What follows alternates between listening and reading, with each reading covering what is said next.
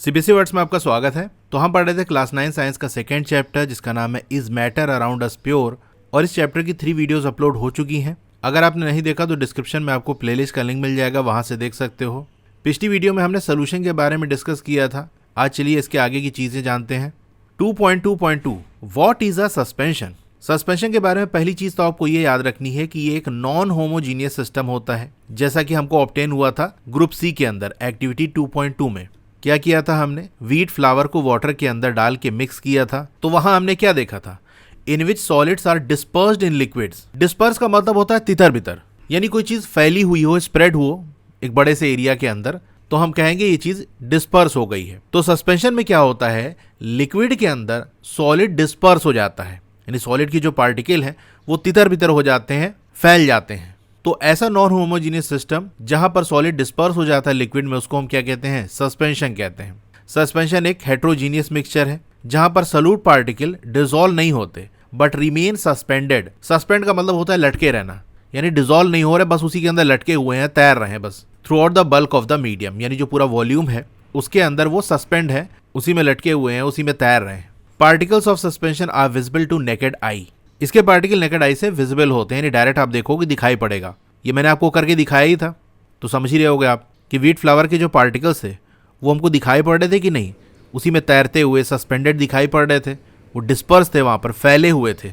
Properties of suspension, पहली बात तो ये कि हेट्रोजीनियस मिक्सचर है, इनके पार्टिकल्स को हम नेकेड आई से देख सकते हैं। हमने लाइट पास करा के भी देखा था, क्या हो रहा था वहां पर? Particle suspension scatter a beam of light passing through it and make its path visible. जब कुछ टाइम के लिए हमने उसको अनडिस्टर्ब छोड़ दिया था तो क्या हुआ था? व्हीट फ्लावर के जो पार्टिकल्स थे वो नीचे बैठ गए थे कि नहीं?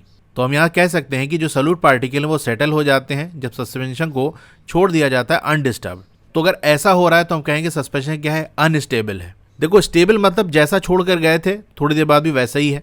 अगर जैसा आपने छोड़ा था कुछ देर पहले, अब वैसा नहीं रह गया। पहले तो वो डिस्पर्स थे, फैले हुए थे, सस्पेंडेड थे, उसी में तैर रहे थे, लटके हुए थे। कुछ टाइम के लिए आपने बिना डिस्टर्ब किए उनको ऐसे छोड़ दिया तो वो सारे नीचे बैठ गए, यानी स्टेबल नहीं है, पहले जैसे थे अब वैसे नहीं रह गए। इनको हम सेपरेट कर सकते हैं मिक्सचर से by the process of filtration. इनके पार्टिकल हमको नेकेड आई से दिख रहे हैं, यानी काफ़ी बड़े होते हैं, तो फिल्टर पेपर के जो पोर्स हैं उसके थ्रू पास नहीं हो पाएंगे। तो फिल्ट्रेशन करोगे तो ये पार्टिकल फिल्टर पेपर के ऊपर ही रह जाएंगे और जो लिक्विड है वो नीचे निकल जाएगा। तो इस तरह से सेपरेशन हो सकता है फिल्ट्रेशन के थ्रू। जब पार्टिकल सेटल डाउन हो जाते हैं, नीचे बैठ जाते हैं, उस समय जो सस्पेंशन है वो ब्रेक कर जाता है और फिर लाइट स्कैटर नहीं होती, क्योंकि लाइट की स्कैटरिंग का काम कौन कर रहे थे? यही सस्पेंशन के पार्टिकल ही तो कर रहे थे, जो सॉल्यूट पार्टिकल थे इसमें। जब तक वो लिक्विड के अंदर डिस्पर्स थे, सस्पेंडेड थे, तब तो लाइट उनसे टकरा के स्कैटरिंग हो रही थी, लेकिन जब नीचे बैठ जाएंगे तो जो लिक्विड है वो खाली हो गया, तो स्कैटरिंग बंद हो जाएगी, स्कैटरिंग नहीं होगी। ठीक है, तो सस्पेंशन के बारे में इतनी चीजें आपको याद रखनी है। अब आगे बढ़ते हैं। 2.2.3 what is a colloidal solution. ये बड़ा इंपॉर्टेंट है। तो मिक्सचर जो ग्रुप डी के अंदर ऑब्टेन हुआ था एक्टिविटी 2.2 के अंदर, उसको हम कोलाइड या फिर कोलाइडल सोल्यूशन कहते हैं। डी वाले में हमने क्या लिया था? मिल्क और वाटर, यानी वाटर लिया तो उसके अंदर 1-2 बूंद मिल्क की डाल दी थी, तो वो जो मिक्सचर बनके तैयार हुआ उसी को हम कोलाइड या कोलाइडल सोल्यूशन कहते हैं। अब मैंने आपको एक्टिविटी करके दिखाई थी, वो सारी चीजें आपको अब याद आनी चाहिए, जैसे मैं आपको पढ़ा रहा हूं कि वहां क्या क्या हुआ था। The particles of a colloid are uniformly spread throughout the solution. अब ये जो लाइन है ये अक्सर लोगों को कंफ्यूज कर देती है, क्योंकि कोलाइडल सोल्यूशन आपका हेट्रोजीनियस मिक्सचर होता है, होमोजीनियस नहीं होता। होमोजीनियस में क्या होता है कि जो पार्टिकल्स है वो यूनिफॉर्मली स्प्रेड हो जाते हैं, मैं आपको पढ़ा चुका हूं। तो अगर ये कोलाइडल सोल्यूशन हेट्रोजीनियस मिक्सचर है तो फिर यहां पर ये क्यों लिखा हुआ है कि जो पार्टिकल्स हैं कोलाइड के वो यूनिफॉर्मली स्प्रेड हो जाते हैं थ्रू आउट द सोल्यूशन? तो मेरे हिसाब से ये लाइन नहीं लिखनी थी, उसको थोड़ा सा इस तरह लिखा जा सकता था कि देखने में हमको ऐसा लगेगा कि जो पार्टिकल्स हैं वो यूनिफॉर्मली स्प्रेड हैं, और हकीकत में ऐसा ही होता है। इसकी डिटेल अगर आज जाके आप पढ़ोगे, बेसिकली हायर क्लासेस में और डिटेल में सारी चीजें पढ़ाई जाती हैं, तो वहां आपको पता चलेगा कि जो पार्टिकल्स हैं वो यूनिफॉर्मली स्प्रेड नहीं होते, सिर्फ देखने से आपको ऐसा लगता है कि वो यूनिफॉर्मली स्प्रेड हुए हैं। तो बेसिकली कोलाइड की यूनिफॉर्मिटी की बात की जाती है, तो हम ये देखते हैं कि किस लेवल पे बात की जा रही है, मैक्रोस्कोपिक या माइक्रोस्कोपिक। मैक्रोस्कोपिक यानी डायरेक्टली जो हमको दिख रहा है। तो आपको मैंने एक्टिविटी करके भी दिखाया था, वहां जब मिल्क को मैंने वाटर के अंदर डाला था और मिक्स किया था तो आपने देखा था कि वो बराबर से वही व्हाइटिश कलर, क्लाउडी कलर आपको देखने को मिल रहा था, और देखने से आपको लग रहा था कि बराबर से ये मिक्स हो गया है, कहीं कलर कम ज्यादा नहीं है। तो डायरेक्टली जो हमको दिखता है यानी मैक्रोस्कोपिक लेवल पे, उससे तो ये पता चलता है कि एक होमोजीनियस मिक्सचर है, यानी पार्टिकल इसके यूनिफॉर्मली स्प्रेड हो गए होंगे। लेकिन जब इसको हम माइक्रोस्कोप से देखते हैं और स्टैंडर्ड माइक्रोस्कोप नहीं जो कि हमारे लैब वगैरह के अंदर अवेलेबल होता है, वहां से भी आपको नहीं समझ में आएगा। जो पावरफुल माइक्रोस्कोप है, जब उसके अंडर देखा गया, यानी जहां पर पार्टिकल्स इसके अलग अलग हमको दिखाई पड़े, तो जब स्टडी की गई तो पता चला कि नहीं, पार्टिकल्स ऑलमोस्ट यूनिफॉर्मली स्प्रेड होते हैं, लेकिन एग्जैक्टली यूनिफॉर्म स्प्रेड नहीं होते। यानी बहुत ज्यादा वेरिएशन नहीं होता है कि एक जगह पर बड़े ढेर सारे पार्टिकल हैं, दूसरी जगह के अंदर बहुत कम है, लेकिन थोड़ा बहुत कुछ कम ज्यादा जरूर होता है। एक थोड़ा सा एक ड्रॉप से भी छोटा सैंपल अगर आप निकालोगे दो अलग अलग जगह से उस मिक्सचर के अंदर से, तो दोनों का कॉम्पोजिशन बहुत थोड़ा सा डिफरेंस आपको देखने को मिलेगा। तो डिटेल स्टडी की गई तो पता चला कि नहीं भैया, ये कोलाइडल जो सोल्यूशन है ये होमोजीनियस नहीं है, क्योंकि यूनिफॉर्म कॉम्पोजिशन इसके अंदर नहीं होता माइक्रोस्कोपिक लेवल पे। ठीक है, तो जो मैंने अभी बताया उसको मैं थोड़ा समराइज कर देता हूं कि देखने से आपको लगेगा कि जो पार्टिकल्स हैं कोलाइड के वो यूनिफॉर्मली स्प्रेड हो गए हैं सोल्यूशन में, लेकिन रियलिटी में पार्टिकल्स जो है वो यूनिफॉर्मली स्प्रेड नहीं होते due to the relatively smaller size of particles as compare to that of suspension. अब अगर सस्पेंशन से हम कंपेयर करें तो कोलाइडल सोल्यूशन के जो पार्टिकल्स हैं, यानी यहाँ पर जो सॉल्यूट के पार्टिकल्स हैं वो काफी छोटे होते हैं। देखो यहाँ लिखा भी है, the mixture appears to be homogeneous. Appear होगा, देखने से लगेगा कि होमोजीनियस मिक्सचर है, but actually a colloidal solution is a heterogeneous mixture. For example milk भी आपका एक कोलाइडल सोल्यूशन है, क्योंकि हम देख चुके हैं कि मिल्क भी क्या है, प्योर सब्सटेंस नहीं है, ये मिक्सचर है। और मिल्क के अंदर वाटर मिला दोगे तो मिल्क और वाटर का मिक्सचर, ये भी कोलाइडल सोल्यूशन है। यानी सिंपल जो मिल्क है वो भी कोलाइडल सोल्यूशन है, और मिल्क और वाटर का जो मिक्सचर है वो भी कोलाइडल सोल्यूशन है, क्योंकि मैं आपको बता चुका हूं कि मिल्क के अंदर भी वाटर होता है, प्रोटीन फैट वगैरह ये भी होते हैं, तो वो भी एक मिक्सचर है। तो कोलाइडल सोल्यूशन का एग्जांपल क्या हो गया, मिल्क हो गया। Because of the small size of colloidal particles we can not see them with naked eye. बहुत छोटे होते हैं पार्टिकल, नेकेड आई से आप देख नहीं सकते, लेकिन ये जो पार्टिकल है वो आसानी से बीम ऑफ लाइट को स्कैटर कर देते हैं। Of visible light as observe in activity 2.2, ये मैंने आपको करके दिखाया था कि आपको स्कैटरिंग वहां देखने को मिलेगी। यानी इसके पार्टिकल इतने छोटे होते हैं कि डायरेक्टली आपको नेकेड आई से नहीं दिखेंगे, लेकिन हाँ स्कैटरिंग के हिसाब से ये ठीक ठाक बड़े होते हैं, यानी स्कैटर करने के लिए इनका साइज ठीक होता है। This scattering of beam of light is called Tyndall effect after the name of the scientist who discovered this effect. तो ये जो हमने देखा था ना कि लाइट की बीम हम पास करा रहे हैं मिक्सचर के थ्रू और स्कैटरिंग देखने को मिली, इसका एक नाम है, इस इफेक्ट को एक नाम हम देते हैं। क्या नाम देते हैं, टेंडाल इफेक्ट। ये एक साइंटिस्ट थे, उन्हीं के नाम पर यह नाम रखा गया, वरना हम क्या, हम तो चंडाल रख सकते थे। तो आपसे पूछ लिया जाए व्हाट इज टेंडाल इफेक्ट, तो आप लिखोगे scattering of beam of light is called Tyndall effect. Tyndall effect can also be observe when a fine beam of light enters a room through a small hole. जैसे कोई dark room हो ना, उसमें छोटा सा होल हो और sunlight उसके अंदर से एंटर करती है ना, तो आप देखते हो पूरी रेज आपको दिखाई पड़ती है और उसमें छोटे छोटे पार्टिकल आपको चमकते हुए दिखते हैं। तो बेसिकली होता ये है कि अगर जैसे डार्क रूम है और वहां से भी रोशनी एंटर करती है तो वो लाइट, और उस रूम के अंदर थोड़ा डस्ट वगैरह है तो और अच्छे से आपको लाइट का पाथ दिखाई पड़ेगा, क्योंकि जो सनलाइट आ रही है वो डस्ट पार्टिकल के साथ टकराती है और स्कैटरिंग होती है।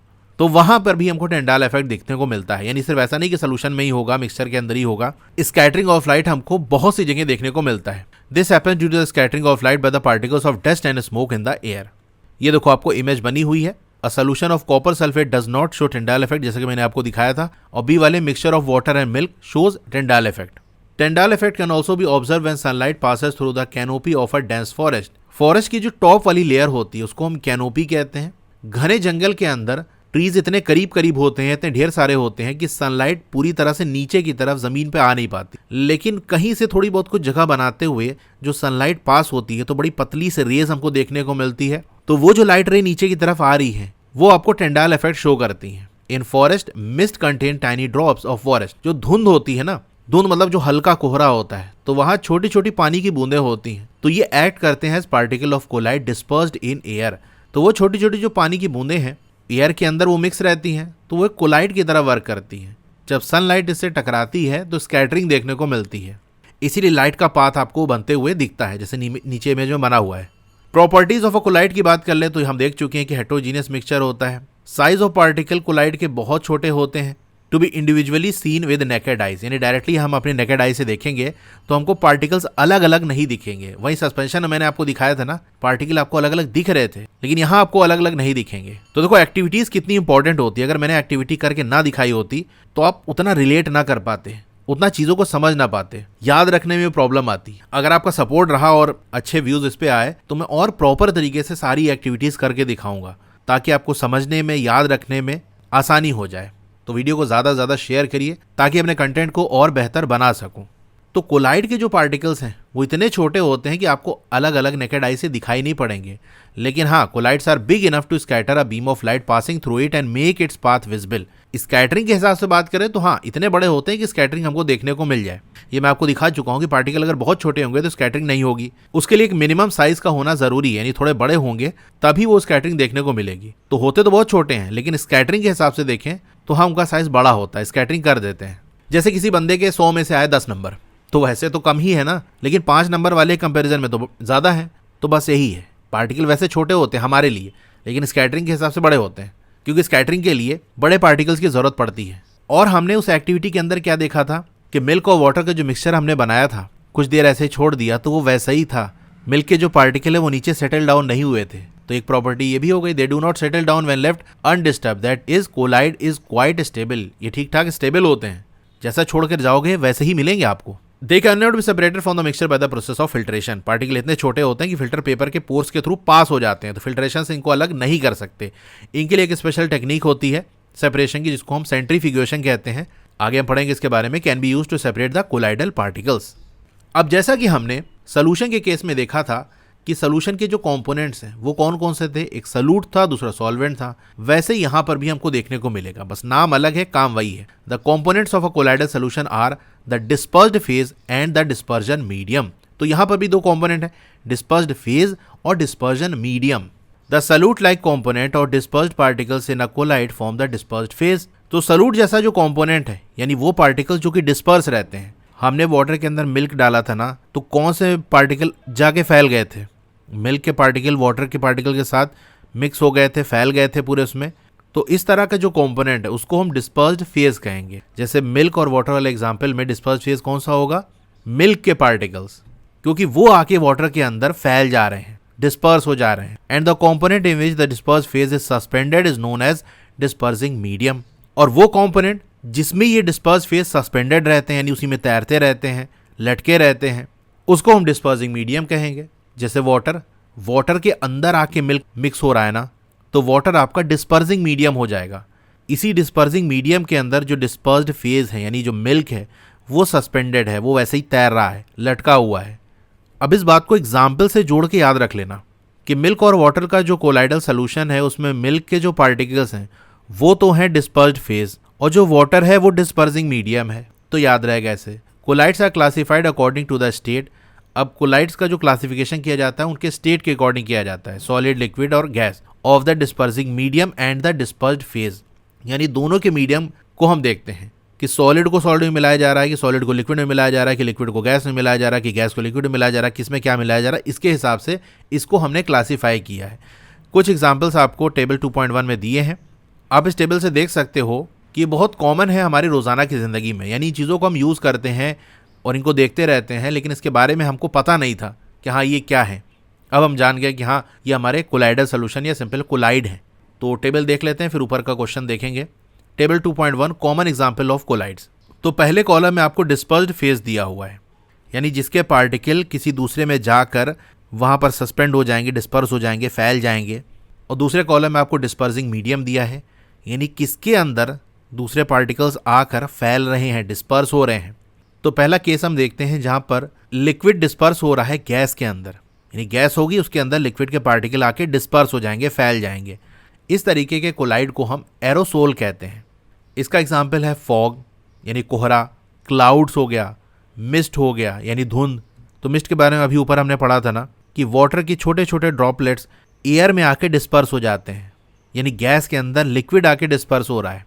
फिर सॉलिड इन गैस, इसको भी हम एरोसोल कहेंगे। इसका एग्जाम्पल हो गया स्मोक।